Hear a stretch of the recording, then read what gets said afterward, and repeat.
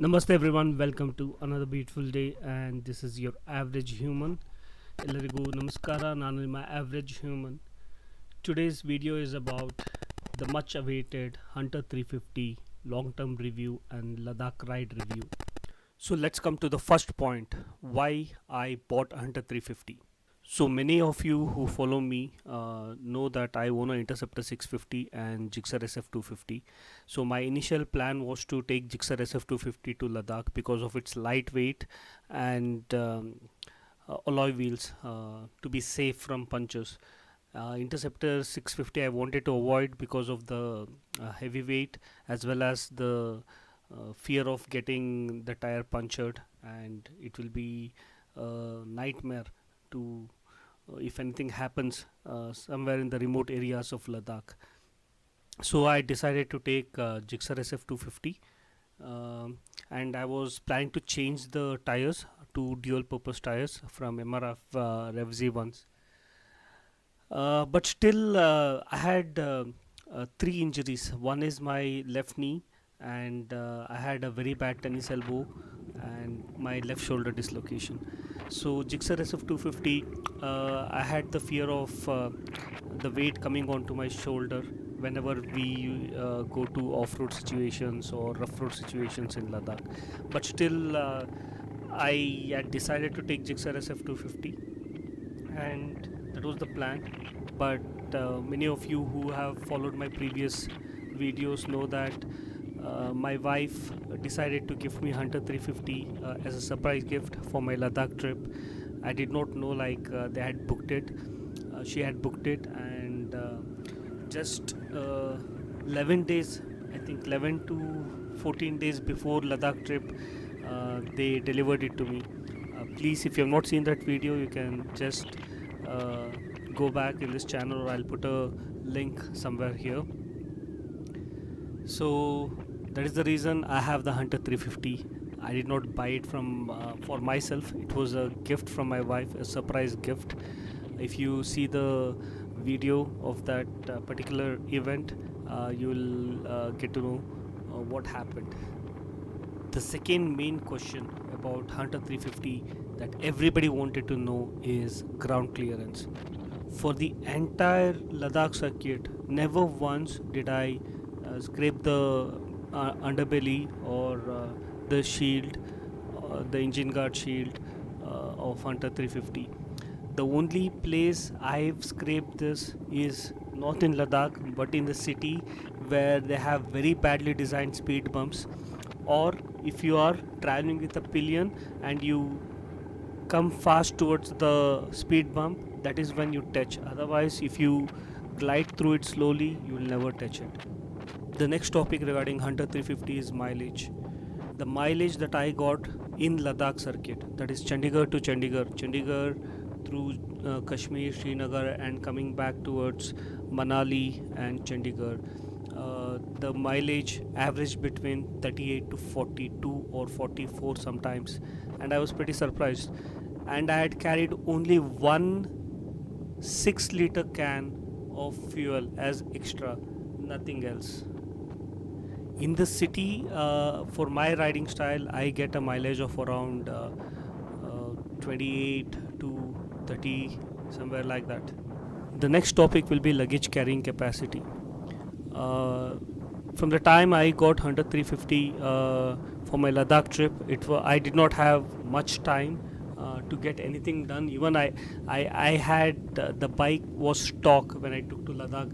The only accessories that I had put on the bike was the RE genuine accessories like backrest, crash guards, and mobile holder. Nothing else, and the underbelly pan. There were no aux lights. There were no other like saddle stays or top racks or anything like that. I used a 72-liter Viaterra claw bag as my main luggage, and a small duffel bag on top of that. Other than this two, I used a Rhinox tank bag, magnetic tank bag. The only issue with that is the Rhinox magnetic tank bag created a lot of scratches on the tank. Even though I used a 3M cloth below the bag, to protect the tank from scratches, but still I don't know how I ended up with a lot of minor or micro scratches. The next topic I'll be covering is riding comfort. When it comes to riding comfort, for me as a biker, it's not just about how comfortable the seat is or how comfortable the riding triangle is. For me, the bike as well as the rider is important for riding comfort. What do I mean from this?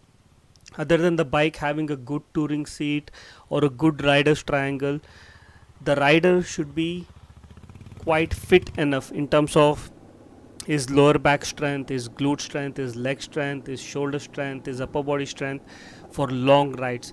If you're not strong enough, if your fitness is very below average, you will have a lot of issues with back pain, shoulder pain, neck pain, wrist pain, and knee pain, no matter how good the touring seats are or no matter how good the riders triangle are.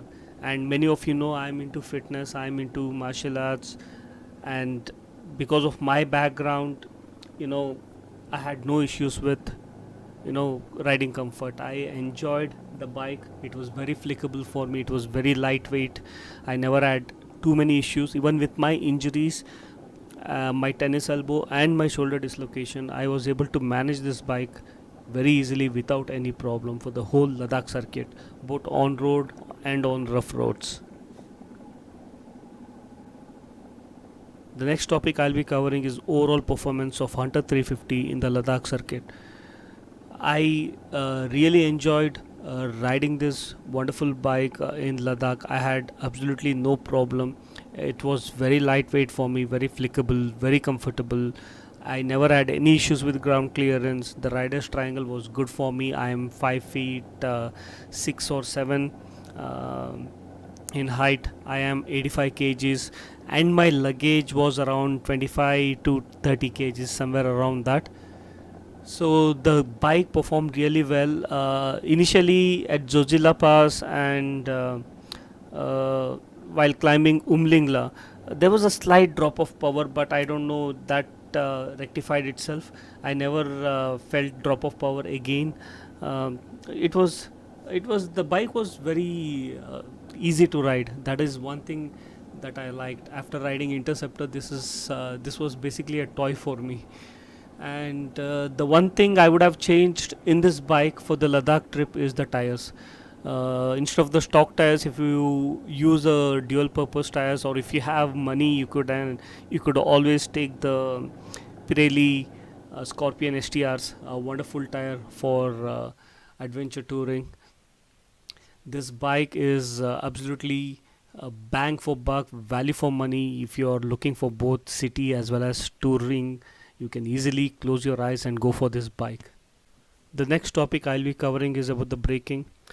The braking is very good in this bike for your normal riding conditions as well as the Ladakh circuit I went. I never felt the brakes were inadequate or I was feeling a little hesitant to push the bike. I was able to slow down very easily and without any issues. I was able to bring the bike back to control. Acceleration and top speed and cruising speed. This is the topic that I've been questioned a lot in a lot of comments in my Ladakh videos. See, this bike is not a drag machine. Its low end torque is very good. You require very frequent. You don't require very frequent gear changes, so the low end torque is good. You can cruise around 80 to 100, you know, comfortably. After 100, the bike feels a little out of juice, but it can still push 110. You can twist the throttle and stay on 110, but what I felt was cruising between 80 to 100 should be good enough for this bike, and that is the safe speed bracket also for India.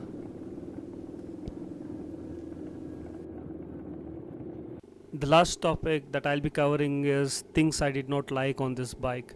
The first thing I hated was the mirrors. The stock mirrors are useless, they were vibrating a lot. Uh, I was not comfortable looking at these mirrors. I regretted not changing the mirrors before going to the Ladakh trip. I could have easily changed my Interceptor touring mirrors. I could have put the same mirror to this. I should have done that. And the second thing I did not like about this bike is the overall build quality. You know, you see a lot of wires hanging out everywhere. Um, so that could have been finished a little better. Other than this, not much. I won't nitpick on small issues. So this is the review of Hunter 350 from my side. The long-term review. The total kilometers run is around 5,000 kilometers. Out of this, 3,500 kilometers were in Ladakh itself. And the total services I've completed for this bike is two services right now. So I'll be getting the third service pretty soon, maybe in the next 1 month.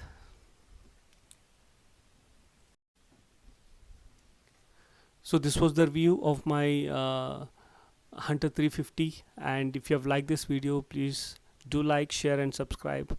Thank you all for your love and support.